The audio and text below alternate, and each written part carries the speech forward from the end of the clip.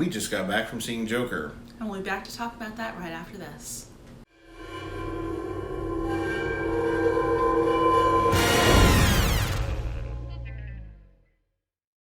And here we go. Hi folks, welcome back to Pop Pop Fizzle. I'm Jeff. I'm Heidi. And we are here to talk about the new film, Joker.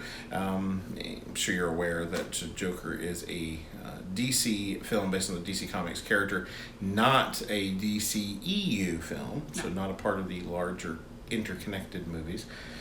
This is a standalone film directed by Todd Phillips, starring Joaquin Phoenix as the titular character of Joker, aka Arthur Fleck. Now, we're going to do a non-spoiler review for this film right up front. We'll let you know what we thought about it and give you our thoughts about whether or not you should go and see it. And then, if you stick around, we'll have some more spoiler discussion about the film where we go into some of it a little more in depth, including some controversial stuff that's been floating around the internet, because, you know, that's what the internet's for. Clearly. Yeah. Now, you have not spent as much time sort of in the world of comic books as I have. No, but I have had appreciation for comic book based characters for a very long time. So, you know, watching X-Men cartoons growing up, watching Batman, The animated series, and all the other Batmans after that. So would you say that your primary sort of lens for Joker is the Mark Hamill animated? I would say so. That was my first Joker. So yeah, sure. Okay. I'm curious, based on that, how you felt about the Heath Ledger Joker in The Dark Knight. I mean, he was crazy.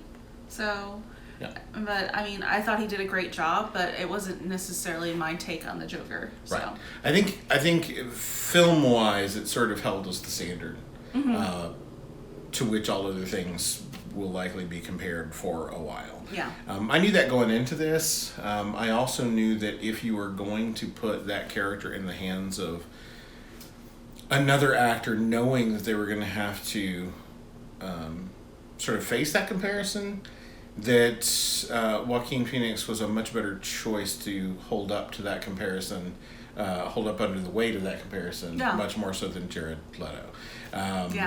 I was not a fan of Jared Leto's performance as the Joker in Suicide Squad.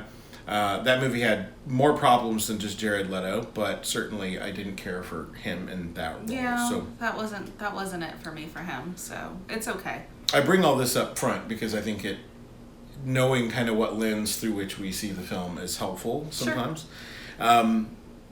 So I went into this movie with anticipation. I know that there was originally some discussion of someone looking at this film and approaching a comic book film, specifically this story, from a more dramatic, big Hollywood approach. So Scorsese or someone in that vein.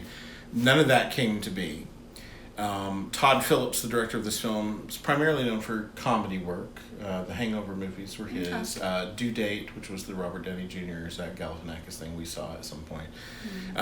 Those kinds of films were part of his repertoire before he took a more serious turn, and that leads into a little bit of the controversy that we'll talk about later.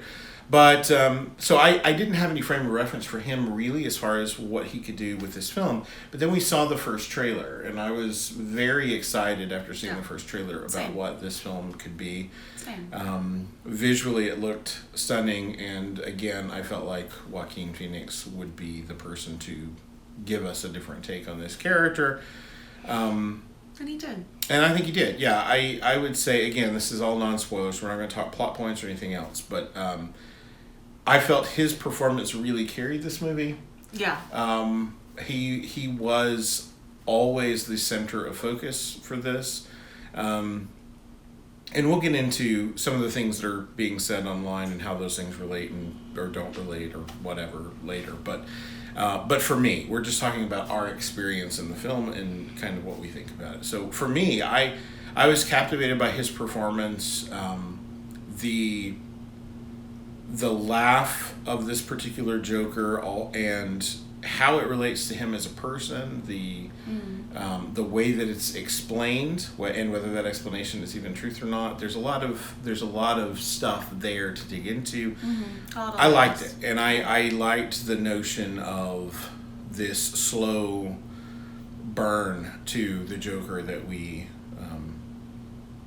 think we know. In comics, and this may not be that was kind of why I brought this up early on. In comics, the Joker, whether he's super dangerous or just kind of comical and a nuisance, I mean, he's been all over the map. Depending on who's writing him, depending on what year it is, depending on what they're doing with him versus what they're doing with other villains. I mean, you can go through his history in comics and find a vast array of different versions of the Joker.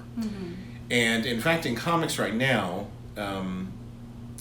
at least in this sort of rebirth continuity, apparently there are 3 Jokers, or it's been insinuated that 3 different people have been the Joker. Interesting. I don't think they've answered that question yet as to why or who or how, but so I kind of like that notion, because I like the notion that the Joker is more of an idea than an actual specific person, that he's like this broken sort of avatar of chaos and all that brings into the world. So in that vein, and sort of with that in my mind, I really liked this portrayal of the Joker, and as I said, a slow burn to seeing him fully become the Joker. And even then, I think this is more of an origin story. It's not we're going to get to spend time with the Joker that we know and love. Yeah. I say love ironically. But we do get to see him going up to the we get to see the evolution. Yeah. And for me, all of that worked. Direction, again, I can't say anything about Todd Phillips as far as previous films, but I thought the cinematography in this was great. Yeah. I liked the way it was framed. I liked the way the story was told within that framework. Now, I don't think any story is perfect. I think there were some bits of narrative and things that I could have done without, or that I would have liked fleshed out a little bit more, but that's probably true of any movie that I've ever seen.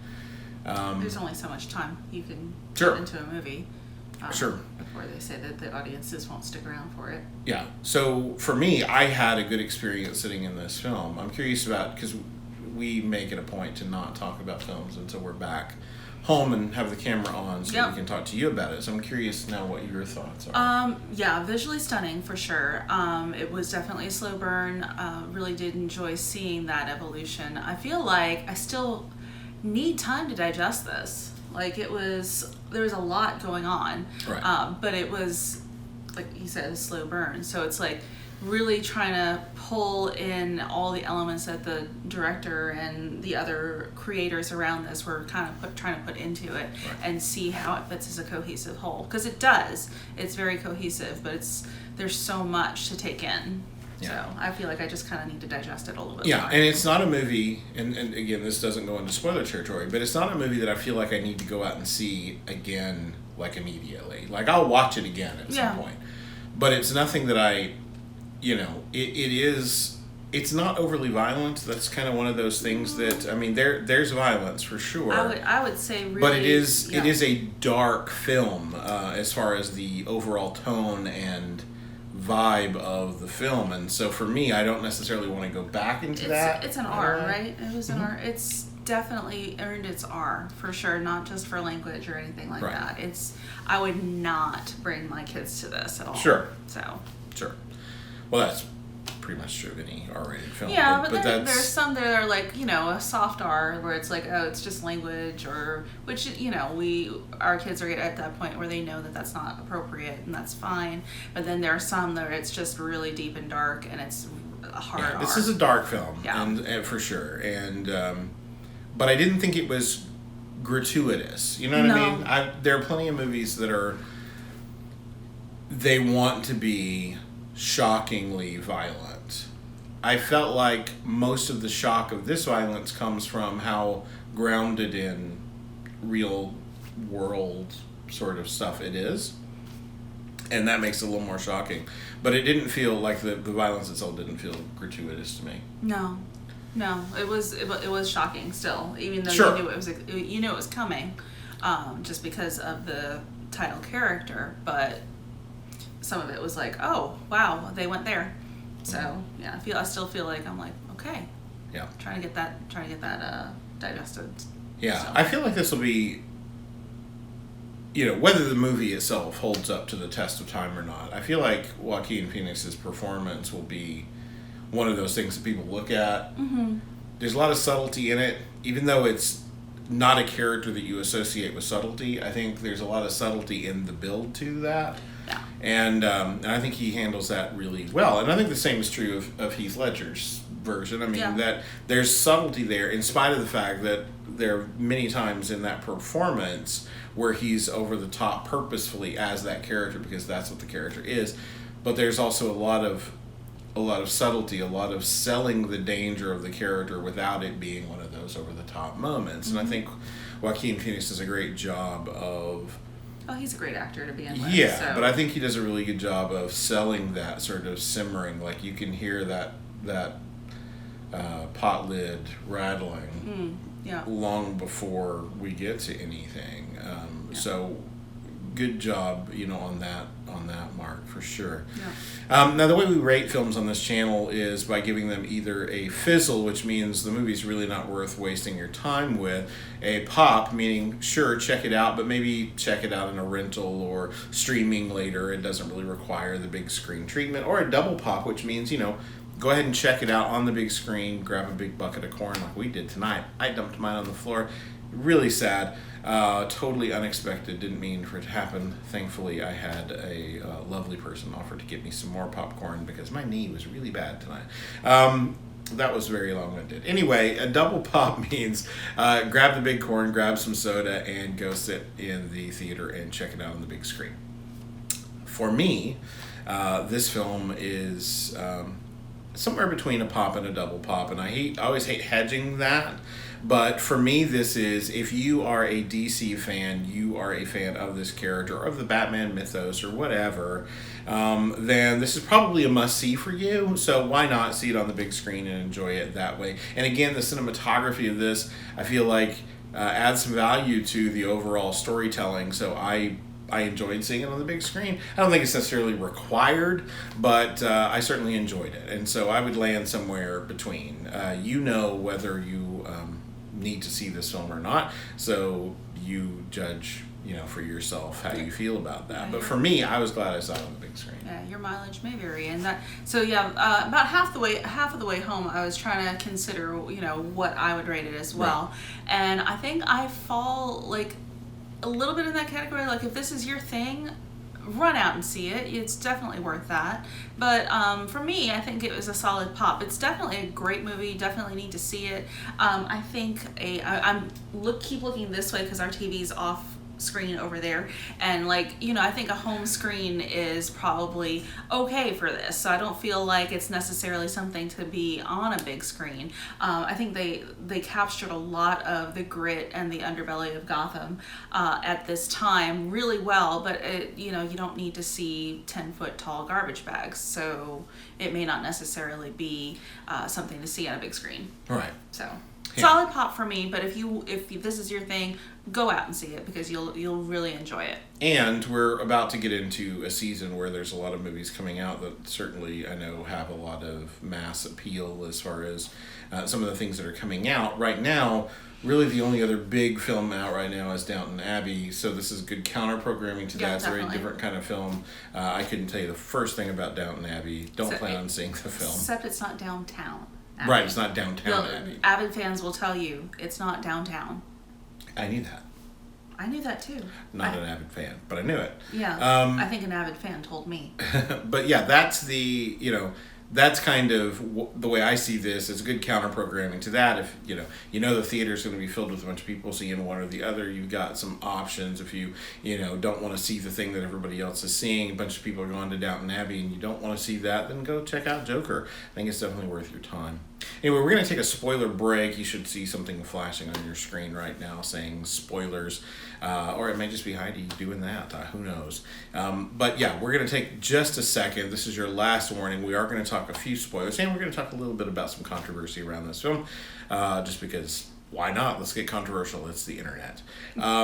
Anyway, that's your last warning for spoilers, and here we go. I was going to say, and of course we don't talk about these things on the way home. No.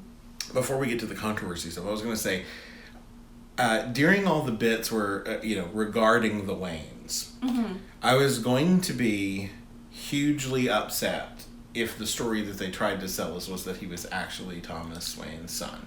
Oh my gosh, yes, same. Same. I heard that, I was like, no, please don't let them do that. So I was so glad that they cleared it up, didn't make it, the truth. Yeah.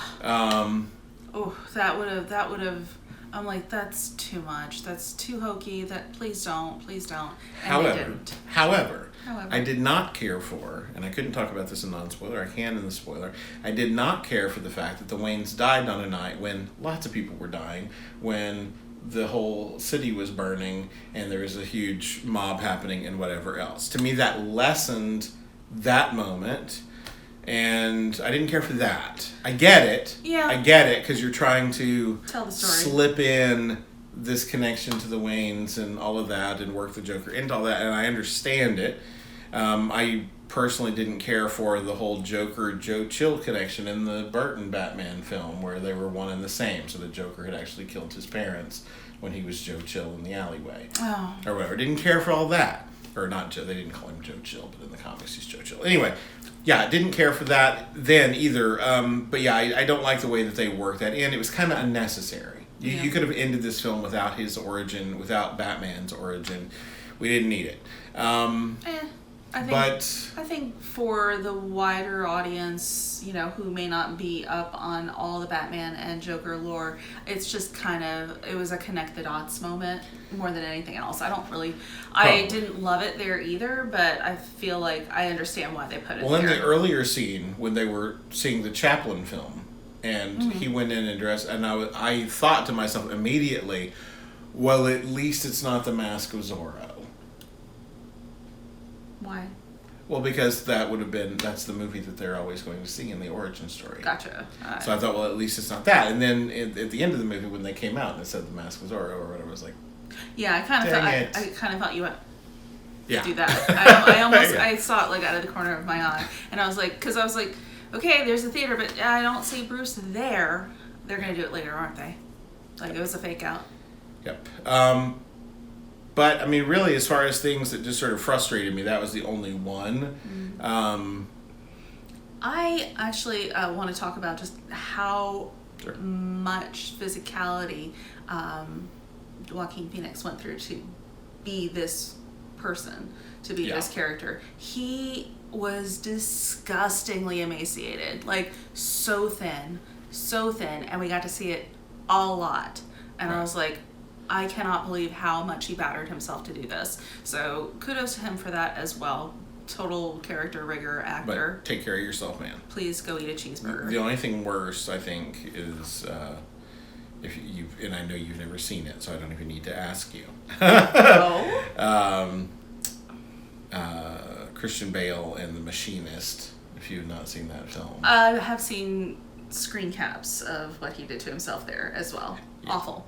Yep. Yeah, I'm glad he ate a cheeseburger too. Yeah, we got good special effects now. There's no reason to do that to yourself. Yeah, I mean, but I get it. Sometimes you need to feel that character, feel the character.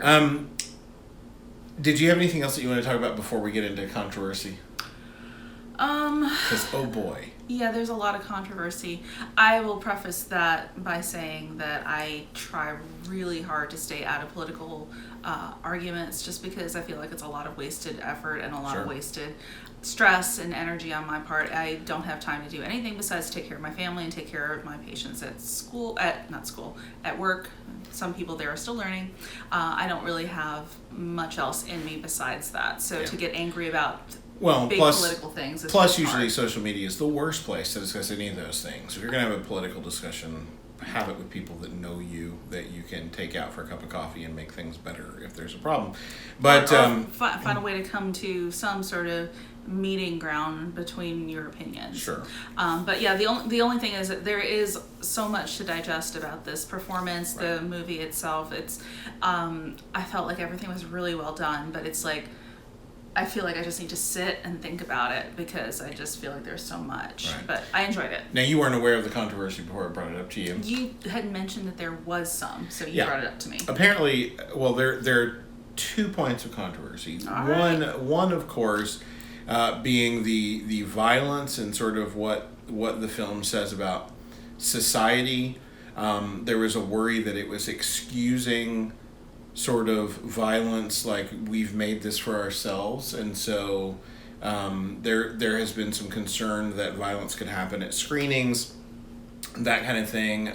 There's a rumor going around that the WB had hired security for opening night, that kind of thing. I don't know if any of that stuff is true. I would hope that any opening night the people in Aurora, Colorado, of course, had that mass shooting happen when Batman, when that Batman film came out. I can't remember if it was The Dark Knight or The Dark Knight Rises, but one or the other. Right, but that was they actually were concerned about that movie screening in their town because of the connections and things, and that's, I mean, it's understandable if your community's been rocked by something like that. You probably feel very different about it, just like people in New York feel very different about films having to do with 9/11 and other things than anybody who doesn't live in New York. And I feel like they should get the weight of that conversation because that's their town and their situation and their moment in time, and they have to carry that with them. And so I'm very sensitive to those things. So that was one of the controversies about whether or not the film courts violence, whether or not it's excusing violence, whether or not it is not calling for it, but sort of making excuses for a certain mindset. There was a lot of talk about, and here's the thing, this is just me, so we're not going to get super political, but when I hear buzzwords, I tune off. I turn off and tune out. I just, so when I see headlines that say, Joker movie may incite incel, whatever, I'm like, incel, I'm out. I don't care.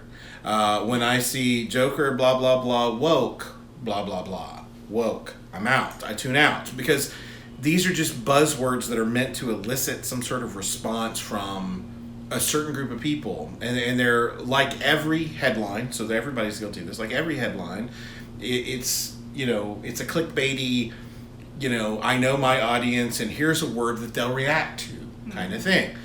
And all of that's cheap, no matter who's doing it, left, right, middle, whoever's doing it, it's all cheap. And it's lazy. And I get it because it's lazy.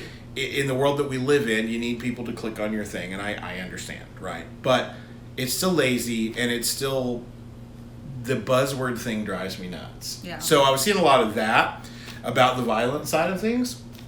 And then, as if, that wasn't annoying enough, the director, Todd Phillips, has to come out and say that the reason he gave up filming comedies was because woke culture, again, buzzword, tuned out, boom, killed comedy or is trying to kill comedy or whatever. I don't think that's true, but I think that there's certainly a segment of society that wants for it to. There's a certain segment of society that wants to be offended by everything. Yeah, so, and they're constantly looking for a reason to. I'm not about that. But what's happened is that the people who are quote unquote woke are very offended that he would say this, and if saying, well, if he's not talented enough to make us laugh, that's on him. It has nothing to do with woke culture. It has nothing to do with whatever. Or if the only things that you find funny are offensive, that's okay. Well, nobody's saying any of that, but you kill that straw man all you want to. But my issue is that people would then say, well, I'm not going to see that movie now. I was all excited about it. But now he said this thing about woke culture, so if he's not for woke culture or whatever, then I'm not going to see the movie. Why? What does any of that have to do? The man is a man, and he has an opinion. Just like every man that's ever walked the face of the earth, every woman, every child that's ever walked the face of the earth, everybody's got their opinions. They're all like, you know what, and they all stink, right? That's the thing. So, yeah, you can totally disagree with his take on woke culture. You can totally disagree with his take on the state of comedy or whatever. Although we have some recent examples of woke culture trying to kill comedy, whether it's people like Bill Burr or Dave Chappelle or whatever. Okay? Now, luckily, they've got the clout to have sailed through some of that stuff. Luckily, I mean, I don't care. But they seem to have had the clout to sail through it. I think he's just referencing that kind of thing, but I don't know Todd Phillips, so I can't speak for him. And I honestly don't care. To me, the issue is this movie going to be good or not? Yeah. I don't have a problem with people having an opinion about something, but if you're trying to cancel a film or cancel a director or cancel whatever because they said something that you don't like, that's just wimpy. Yeah. It's just wussy to me, and I can't take it. Yeah, I absolutely can't stand that. It's like, it's beyond me that we live in a country that celebrates the freedom of speech, the freedom to have ideas that are unpopular Sure. Because everybody has that right. So just because someone does not share your opinion does not mean that they hate you, does not mean that they're against you, and does not mean they need to be run out of business. Yeah, it's really not that hard. I watched a review about this particular film, about Joker. It was a non-spoiler review. I watched it before we saw the film, and it was pointed out, that the reviewer said that they enjoyed the film, but they wish that it hadn't relied so heavily on references to or homages to Taxi Driver and or The King of Comedy. And I'm like, I've never seen either one of those, so I don't care. And as soon as I had that thought, I thought, maybe that's an unpopular opinion. Maybe the fact that I haven't seen Taxi Driver means I'm not qualified for some people in some people's minds to talk about this film. And I just don't care. I mean, that's the thing. You can really go far in life if you just don't really care what other people think about the things that you say or think or whatever. Now, don't misunderstand that to be a jerk. You can be a jerk and uncaring toward people. I'm not talking about that. I think kindness should always be your first inclination, especially toward people that you don't see eye to eye with, people that have a different life experience than you do, whether it's from a different culture, a different background, a different religion, a different political system, whatever. Be kind. There's no reason not to be kind. But kindness does not mean that you have to think the way that they think, vote the way they want you to, or any of those things. And I think this is where kind of society has got this problem where we conflate thinking like I think, because of course we all think that we think rightly, or we wouldn't think that way, okay? That's a given, that's fine. The problem is when we conflate with thinking like me to being the only way to think. That's the problem. That's a big problem. And if your response to that is, well, but, I'm right to think that racism is terrible. Sure you are. Okay, I'm right to think that homophobia is terrible. Sure you are. Absolutely. Nobody's saying that that's not the case. What I'm saying is that people can have a reason that makes no sense to you to hold a belief that doesn't need to make sense to you. You can still be kind to them. Now, if somebody's being racist in someone's face and saying something to them, absolutely step in and say, not cool, man, back off, or whatever. Nobody's saying not to be kind, but also direct about not allowing that kind of thing to harm somebody or to whatever. Totally different situation. But I'm saying that people are allowed to think how they think. They're allowed to talk with people about what they think or whatever. And I have the right not to listen. I always think about, the people on the street corners or whatever that have some axe to grind. And so Maybe they're pro-life, or maybe they're pro-choice, or maybe they're anti-capitalism or pro-socialism or whatever. And you get these people out on the street corner with a sandwich board, and they're like trying to tell their thing and convince you to think their way or whatever. That's pretty much the internet. Here's the thing. Well, yeah, but here's the thing. I never want to stop even the people that I strongly disagree with from standing on the corner and shouting what I consider to be their nonsense. However, I don't have to listen to it either. Like, me not listening doesn't mean I have to stop them from saying it. And if somebody else wants to stop and listen to them, that has nothing to do with me. Yeah. It really doesn't. No. And I think that's kind of where, like, I don't get kind of where some of the stuff around this movie but is on the going. on the flip side of that, the people shouting on the corner shouldn't be offended if people don't want to listen. Right, Like, absolutely.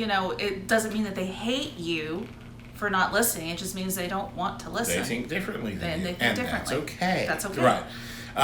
So yeah, that, circling back around to this particular film, yeah, you can think that what the director said is stupid, and you can think that maybe depending on how you feel the movie handles the violence or what it says about mental health or whatever, and I really don't think it gets as far into mental health as much as it does what society does to continue to step on you when you feel like you're not being listened to and that kind of thing, which could have to do with mental health, but that really wasn't the focus. It was more about being oppressed, under the weight of just feeling alone and being down by life. So, I mean, you can think that all of those things give a bad message about violence or whatever, and that's fine. You're entitled to that opinion. But just don't take somebody else's word for it without seeing the movie for yourself. Don't say, well, this guy said. Don't take our word for it. Don't, if we believe that the movies we're seeing, don't take our word for it either. If you go and see it and you think it was terrible, let us know in the comments down below. We're happy to have that conversation with you. But just don't take anybody's word for it. Think for yourself. And, and I always find it, I just said the other day, and I don't think I've had a chance to tell you this because you've been at work, but I had a conversation going with some people in my life via internet, and we all think very differently. And I was just looking for titles for my story because I've been on that kick this week. But I actually said in that conversation, I love that all of you are so different than I am, because that's what I need. If all I have around me are the people that think like I do, then I'm never going to hear anything but my own thoughts reflected back at me. It's that whole echo chamber thing that we're always hearing about.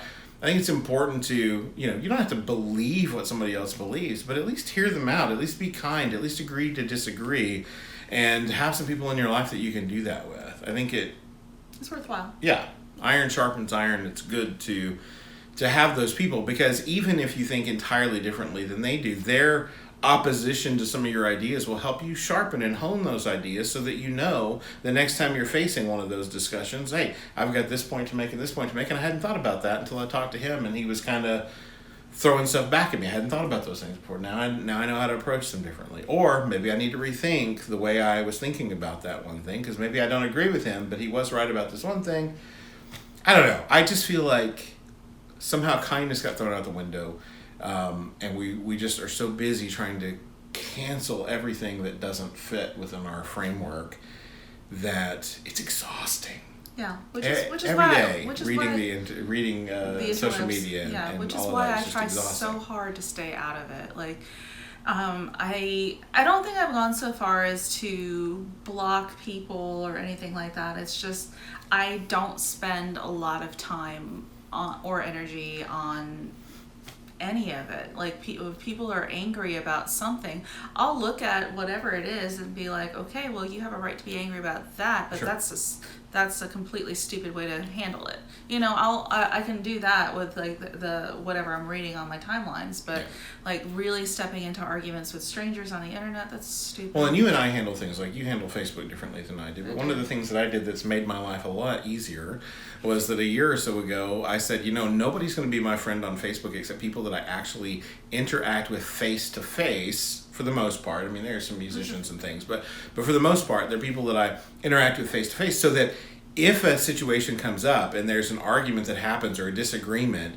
that happens, it's somebody that I know I can just snag for coffee or take to lunch and make sure that we're okay. It's not just some nebulous person that I sort of kind of know on the internet that is going to continue to plague my comments or is going to think that I'm against them because I disagreed with them about a thing or whatever. It's people that are actually in my life that I can actually go and talk to about something that we may disagree about and make sure that we're okay. I have blocked some things on Twitter though, just because there's a lot of Twitter's a madhouse. It really is. It's lunatics swinging from rafters, and as well as some monkeys people throwing poo. Yeah, basically. both. But lunatics swinging from rafters while wearing monkey suits and slinging poo. Sure. But yeah, it's because sometimes there's such it's so angry, and it's just like, why are you angry at strangers? It's an avatar on a screen. You know, there's just is so much stress that doesn't need to be in somebody's life. You focus on the people in front of you. You know, the people that actually live in your home and live in your community, and then work there. You know, yelling at strangers on the internet's not going to change a darn thing. So stop it. That's just me.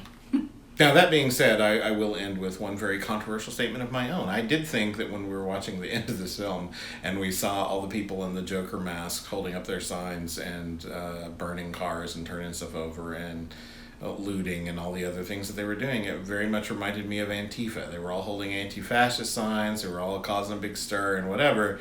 I don't know how you think about Antifa or whatever, and that doesn't even matter, but I did think that because it reminded me of that it probably reminded other people of that, and maybe that's why some of the more PC-centered or woke-centered reviewers maybe have a problem with this film, because it may be associating that kind of behavior with crazy, because it was inspired by the Joker. And I think if you're taking that way, then you're probably taking this movie way too seriously. Why it is so a movie serious? about the Joker, after all, and sure, it has some things to say about society that are relevant, I think, but also it's just a movie.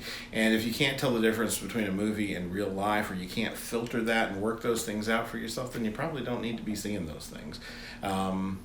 Anyway, that's my controversial thought in this one. Oh, well, we were going to talk about that preview. Oh, that's right. One more controversy for the road. Controversy? Controversy, yeah. Ah. Controversy for the road. Gotcha. Oh, I was like, controversial? She is like the opposite of ish. So controversy-ish. Yeah. Controversy. Yeah. Got it. Yeah, I was going to say controversial, and then I mixed it up with controversy. But one more controversy for the road. Well, those of you that watch our channel know that we tend to do trailer reactions. Yeah. Now, since we've moved, our ability to do that has been hampered by the fact that we don't have a lot of room to film in. We're filming in our living room at the moment. But the setup to do the watching of trailers and all that stuff, it's a little more difficult where we are now. So we haven't been doing as many of those. But I did say to Heidi before we went to the movie today that maybe we should do a reaction to the new Birds of Prey and the Fantabulous Emancipation of Harley Quinn. That's a mouthful. Trailer, because it was sure to play tonight before Joker. And between dinner and dealing with children and dealing with ourselves and, trying to function as people, we just didn't get it done. And as predicted, the trailer played before the film tonight. So we were going to talk a little bit about our thoughts. You don't get our reaction, but we will tell you what we thought about the trailer. I never want to see that movie. Sorry. There you go. That's blunt and to the point. I didn't need this movie anyway. Like, I wasn't excited about it, but then as it was being cast, I thought, okay, Ewan McGregor and Mary Elizabeth Winstead, these are people I like. Harley Quinn was my favorite part of Suicide Squad for the most part. I don't think that movie's as bad as it gets a rap for, but it wasn't great by any far stretch of the imagination. There were a lot of really weird choices in that movie. But the one thing I did like about that movie was Harley Quinn, when she wasn't with the Joker, the Jared Leto, whatever Joker. Hated that Joker. But anyway, aside from that, I liked her in that film. So I wanted to like this. Did not like it. There was literally nothing about the trailer that made me want to watch it. No. And I find that sad, because I liked the character. I think the character right now in the comics is way overexposed. And I think the Suicide Squad movie helped do that to some extent. So maybe I'm just over Harley Quinn in general. but the trailer just did nothing for There me. was literally nothing in it of substance to make me want to go see it. And one of the people that we saw in that trailer was quote unquote Black Canary, and I think part of the problem with having these movies happening and the TV stuff happening is that we have like 3 Black Canaries in the WB shows or CW shows. WB, how old am I? CW shows, and you're throwing another one at us while people are still watching those shows. Like, just pick a different character. It's not hard. Warner Brothers. I get that Black Canary is a bird of prey. Also, there was some stuff online where some of the people who actually created Birds of Prey aren't getting credit for that in the films. There's some stuff. Yeah, no, but it was just confusing. Like, who's that? Who's that? Who's that? Why do we care? Why are they with her? What's going on? It was literally nothing to tell me about. Like, it was Harley Quinn narrating stuff. I wish they would have given us if they would have just given us like a freeze frame where they put the name of that character. So that we knew who we were looking at. I mean, it's cheesy, but at least we would have known what we were dealing with. And cheesy works with Harley Quinn, so you easily could have done that. I kind of want... But we always say, terrible trailer could mean absolutely, it could absolutely. be a decent movie. That happens all the time. I don't see us going to see this in a theater. Not unless another trailer comes along that makes me rethink it. What I want to see, if you're going to give me a Harley Quinn movie, what I want to see is basically a DC Deadpool movie with Harley Quinn in that kind of role. Like, not necessarily as... I heard ice dropping in our freezer. I don't want to see, necessarily as violent as a Deadpool movie, but I want to see that sort of breaking the fourth wall, over the top Harley Quinn. Well, I feel like she might be breaking the fourth wall in this, but it's just hard to say. Yeah. Anyway, so those are our thoughts about the trailer. This video's gone on way long, and now our ice maker is filling up with water, and I can hear it from over here. So we're going to go before this gets any weirder. Those are our thoughts about Joker, both the non-spoiler form and some spoilers for you, as well as our thoughts about I'm not even going to say that whole thing again, Birds of Prey trailer. We'll say that. Anyway, that's it. If you like this video, hit the thumbs up and consider subscribing to the channel. We love it when you do that. If you are already subscribed, hit the bell icon, because I don't think that actually does anything, but they tell us that we need to say that kind of thing. Anyway, that's it for us. Until next time, folks. Bye. Hasta.